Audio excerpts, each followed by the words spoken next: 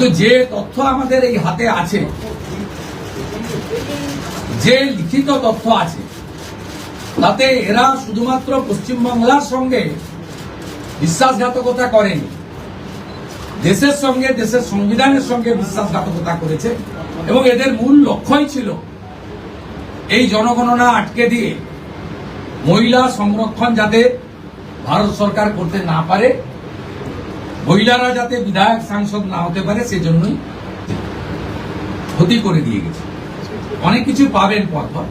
BSF যতটা জমি চেয়েছে ততটাই দেওয়া হবে এবং ইতিমধ্যে ল্যান্ড ডিপার্টমেন্ট কাজ এগিয়ে রেখেছে। আগের সরকারের অনিচ্ছাতে বিশেষ ভোটারদের বাঁচানোর জন্য, অভারতীয় অবৈধ অনুপ্রবেশকারীদের বাঁচানোর জন্য তারা ভূমি দপ্তরকে কাজ করতে দেয়নি এবং মহামান্য কলকাতা হাইকোর্টের নির্দেশও অমান্য করা হয়েছে, যেটা কোনো সরকার করতে পারে না। আমরা ল্যান্ড ডিপার্টমেন্টকে আজ থেকেই রেডি থাকা জমি হস্তান্তর করতে শুরু করেছি।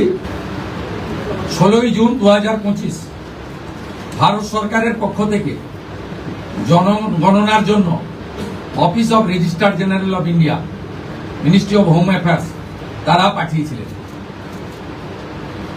জুন মাসে 2025, আজকে প্রায় 1 বছর হতে যায়, 11 মাস অতিক্রান্ত। পশ্চিমবঙ্গ সরকার এই ফাইল ফেলে রেখেছিল। যদিও আমরা যাদের আত্মবলিদানের মধ্য দিয়ে বিজেপি সরকার প্রতিষ্ঠা হয়েছে, সেই ভারতীয় জনতা পার্টির অকালে ঝরে যাওয়া 321 জন যারা আত্মবলিদান করেছেন, তাদেরকে শ্রদ্ধার সঙ্গে স্মরণ করেছি, সমবেদনা জানিয়েছি। তাদের পরিবারের প্রতি এই সরকার দায়বদ্ধ। তারা যেমন হত্যার বিচারও আশা করেন, তা আমরা দেব। সাথে সাথে এই পরিবারগুলির সামাজিক এবং অন্যান্য কল্যাণকর সমস্ত দায় দায়িত্ব আমরা এই সরকার কাঁধে তুলে নিলাম। আমাদের দেশের সুরক্ষার প্রশ্ন, পশ্চিমবঙ্গের সুরক্ষার প্রশ্ন এবং যেভাবে জনবিন্যাস বদলে গেছে, আজকে আমরা প্রথম দিনই আমরা কেন্দ্রীয় স্বরাষ্ট্র দপ্তর তথা বিএসএফ এর সীমান্ত সুরক্ষিত করার জন্য জমি ট্রান্সফার প্রক্রিয়া আমরা আজকে অনুমোদন দিলাম এবং আজ থেকেই ল্যান্ড ট্রান্সফার প্রক্রিয়া শুরু হবে। ভূমি ও রাজস্ব সচিব তাকে এবং মুখ্য সচিবকে দায়িত্ব দেওয়া হলো 45 দিনের মধ্যে বিএসএফ এর প্রয়োজনীয় জমি হস্তান্তর সম্পূর্ণ করতে হবে, যা আমাদের কেন্দ্রীয় স্বরাষ্ট্রমন্ত্রী নির্বাচনের আগেই বলেছিলেন। এই কাজটা আজকে প্রথম ক্যাবিনেটে আমরা করলাম। মাননীয় প্রধানমন্ত্রী নরেন্দ্র মোদীজি তিনি বলেছিলেন প্রথম ক্যাবিনেট মিটিংয়ে আমরা আয়ুষ্মান ভারতে যুক্ত হব। আমরা আয়ুষ্মান ভারতে যুক্ত হলাম এবং সংশ্লিষ্ট দপ্তর, কেন্দ্রীয় স্বাস্থ্য দপ্তরের সঙ্গে প্রয়োজনীয় যে এগ্রিমেন্ট, অন্যান্য যে বিষয়গুলি রয়েছে, সেটা স্বাস্থ্য সচিব, মুখ্যমন্ত্রীর দপ্তরের উপদেষ্টা এবং মুখ্য সচিব মিলিতভাবে অতি দ্রুত সম্পন্ন করবেন। অর্থাৎ আজ থেকে মাননীয় প্রধানমন্ত্রী ঘোষিত পশ্চিমবাংলার মানুষের প্রতি যে কমিটমেন্ট আজকে ভারতীয় জনতা পার্টির ক্যাবিনেট সেটা সম্পূর্ণ করল। এর সাথে সাথে প্রধানমন্ত্রী জন আরোগ্য যোজনা, প্রধানমন্ত্রী ফসল বীমা যোজনা, ক্রপ ইন্স্যুরেন্স, প্রধানমন্ত্রী স্কুলস ফর রাইজিং ইন্ডিয়া পিএম-শ্রী, প্রধানমন্ত্রী বিশ্বকর্মা, বেটি বাঁচাও বেটি পড়াও, প্রধানমন্ত্রী উজালা যোজনা 3.0 এবং অন্যান্য কেন্দ্রীয় স্কিম বা সেন্ট্রাল গভর্নমেন্ট স্পন্সর্ড স্কিম আমরা যুক্ত হওয়ার সিদ্ধান্ত নিলাম বিশ্বকর্মা যোজনায় আমাদের যারা বিশ্বকর্মা আছেন, হাতের কাজ করেন, আমাদের কামার কুমোর থেকে কুম্ভকার, স্বর্ণকার থেকে মালাকার থেকে তাঁতি থেকে নাপিত থেকে সবাই যারা 8,65,000 আবেদন করে রেখেছিলেন, আগের সরকার যাদের আবেদন জেলা শাসকদেরকে দিয়ে কেন্দ্রের এমএসএমই দপ্তরে পাঠাতে দেননি, আমরা দ্রুত ওই 8,65,000 পিটিশনকে পাঠানোর ব্যবস্থা নিলাম। আপনারা জানেন পশ্চিমবঙ্গে 11 কোটি মা বোন দিদি উজালা 1-2 বেনিফিটেড হচ্ছেন ভারতবর্ষে। পশ্চিমবঙ্গে 11 কোটির মধ্যে 1,29,00,000 পান, সবচেয়ে হাইয়েস্ট।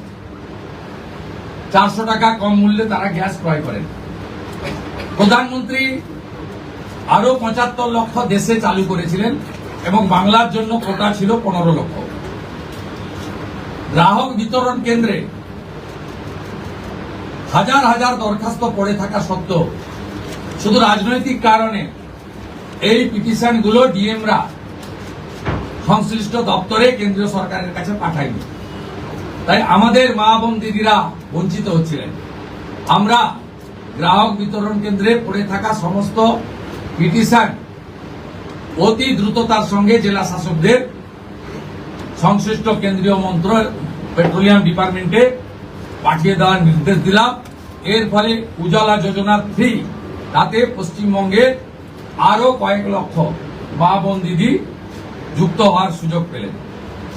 আমাদের পঞ্চম সিদ্ধান্ত, এতদিন পর্যন্ত পশ্চিমবঙ্গে national cadre is IPS, Paschimbanga cadre WBCS WBPS এদের কোন কেন্দ্রীয় সরকারের ট্রেনিং এ কেউ যুক্ত হতেন না। এটা মুখ্যমন্ত্রীর অলিখিত নির্দেশ ছিল। আগের মুখ্যমন্ত্রী, বিদায়ী মুখ্যমন্ত্রী, প্রাক্তন মুখ্যমন্ত্রী। আমরা আজকে এই বিষয়ে চিফ সেক্রেটারিকে অন্য রাজ্যের যে নিয়ম আছে সেই নিয়ম ফলো করার জন্য আমরা তাকে এম্পাওয়ার করলাম, দায়িত্ব দিলাম। সাথে সাথে শুনলে অবাক হয়ে যাবেন, বিএনএস ভারতীয় ন্যায় সংহিতা, যা মাননীয় প্রধানমন্ত্রী নরেন্দ্র মোদীজির নেতৃত্বে কেন্দ্রীয় স্বরাষ্ট্রমন্ত্রী মাননীয় অমিত শাহজি পার্লামেন্টে দুটো কক্ষে অনেক আগে অনুমোদন করেছেন, রাষ্ট্রপতি মহোদয়ের সই হয়েছে, রুল হয়ে গেছে। আমরা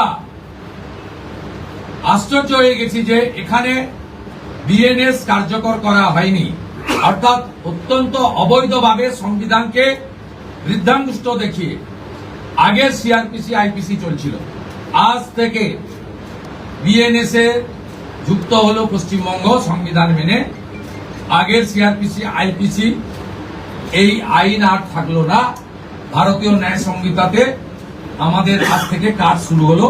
এরও ছাড়পত্র ক্যাবিনেটের প্রথম দিলেন। ষষ্ঠ সিদ্ধান্ত, মাননীয় স্বরাষ্ট্র ও সমবায় মন্ত্রী অমিত শাহজি নির্বাচন প্রচারের রায়দিঘি থেকে বলেছিলেন যে 2015 সালের পরে পশ্চিমবঙ্গে কোনো রিক্রুটমেন্ট হয়নি, তাই প্রচুর শিক্ষিত যুবক যুবতীর বয়স চলে গেছে। 5 বছর এক্সটেনশন, মানে আবেদনের বয়সের ঊর্ধ্বসীমা ক্যাবিনেট মঞ্জুর করলো। এটাও আজকে আমরা করলাম। আজকে এই ক্যাবিনেট সিদ্ধান্তগুলো আমরা নিয়েছি। আমাদের আরো বেশ কিছু কমিটমেন্ট রয়েছে যেগুলো ইতিমধ্যে আপনারা জানেন। আমরা পরবর্তী সোমবার আবার একটি ক্যাবিনেট মিটিং করব। সেক্ষেত্রে আমাদের আরো আমাদের আরজিকর সহ নারী নির্যাতনের বিষয়ে, প্রাতিষ্ঠানিক দুর্নীতির বিষয়ে, পে কমিশনের বিষয়ে, এরিয়া ডি এর বিষয়ে, এই যে বিষয়গুলি আছে আমরা পরবর্তী ক্যাবিনেটে সেগুলো করব। কারণ আমরা আমাদের যে অফিসিয়াল কাজকর্ম দেখে আমাদের খুব বেশি সময় আমরা পাইনি। আজকে প্রথম কাজের দিন সরকার গঠন হওয়ার পরে আপাতত যে কাগজগুলো রেডি ছিল তার উপরে ক্যাবিনেট আমরা এই সিদ্ধান্তগুলো নিয়েছি কার্যকর। কোন চালু থাকা সামাজিক প্রকল্প বন্ধ হচ্ছে না। কোন সামাজিক চালু থাকা প্রকল্প, এটা আমরা আমাদের কর্মসূচি মানে প্রচারকালীনও বলেছি, কোন চালু থাকা সামাজিক প্রকল্প সে 30 বছর আগের হতে পারে, 10 বছর আগের হতে পারে, কোন সামাজিক প্রকল্প আমরা বন্ধ করছি না।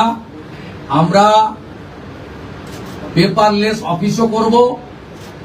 আমরা সমস্ত পোর্টালগুলোকে আপডেটও করব এবং সমস্ত বেনিফিশিয়ারি ডিবিটির মাধ্যমে, যেটা নরেন্দ্র মোদীজির নেতৃত্বে দেশের সরকার করেছে, ডাইরেক্ট বেনিফিট ট্রান্সফারের মাধ্যমে হবে এবং সবটাই স্বচ্ছতার সঙ্গে হবে।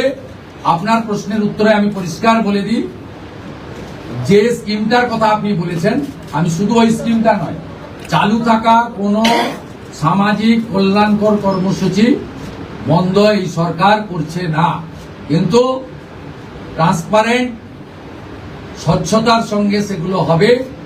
কোনো মৃত ব্যক্তি তিনি কোনো সামাজিক প্রকল্পের সুযোগ পেতে পারেন না, আপনিও বলবেন না পাওয়া উচিত না।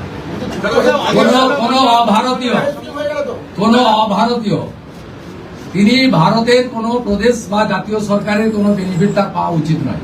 অর্থাৎ আমার প্রশ্নে, আপনার প্রশ্নের মধ্যে আমার